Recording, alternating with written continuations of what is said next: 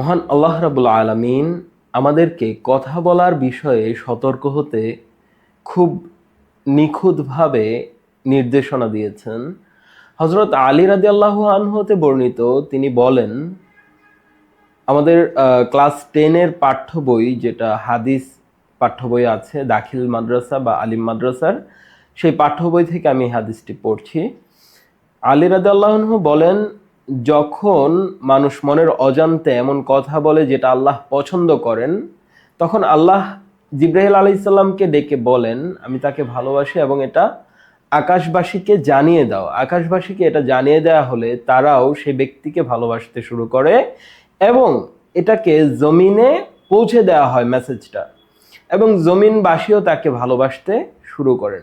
ঠিক একইভাবে আল্লাহ তাআলা বলছেন, মানুষ মনের অজান্তে এমন কথা বলে যেটা, আলী রাদিয়াল্লাহু আনহুর বরাতে এই হাদিসটি বর্ণিত, বলছেন মানুষ মনের অজান্তে এমন শব্দ বলে যেটা আল্লাহ অপছন্দ করেন, এবং সেই অপছন্দ করার বিষয়টা আকাশবাসীকে জানিয়ে দেওয়া হয় এবং আকাশবাসী তাকে অপছন্দ করে, সেই মেসেজটা পৃথিবীতে পৌঁছে দেওয়া হয় এবং পৃথিবীবাসী তাকে অপছন্দ করতে শুরু করে।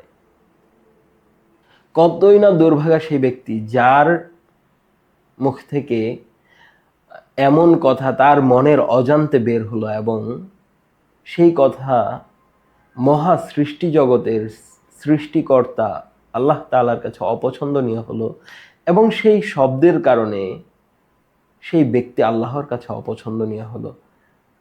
আল্লাহ তাআলা এই বিষয়টার মাধ্যমে আমাদেরকে যেই আচরণ থেকে বিরত থাকতে বলছেন, কথা অধিক বলা থেকে বিরত থেকে নিজেদেরকে সংযত রাখা, আমাদের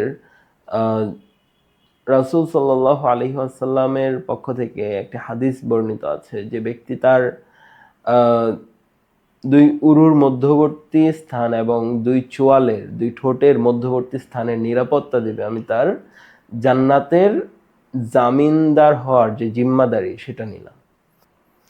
আমরা যেই বিষয়টি নিয়ে আলোচনা করছিলাম, ব্যক্তি জীবনে, আমাদের জীবনের রহস্য উন্মোচনে তিনটি বিষয় খুবই গুরুত্বপূর্ণ, যার মাঝে রয়েছে প্রথমে শুকরিয়া, তারপর ধৈর্য, এবং সবশেষে প্রয়োজন ঈমান। ধৈর্যের বিবরণীতে আমরা মহান আল্লাহ রাব্বুল আলামিনের পক্ষ থেকে যেই গাইডলাইন্সগুলো আলোচনা করতে পেরেছি, এগুলো আমাদেরকে পালন করে একজন ধৈর্যশীল মানুষ হওয়ার তৌফিক দান করুন।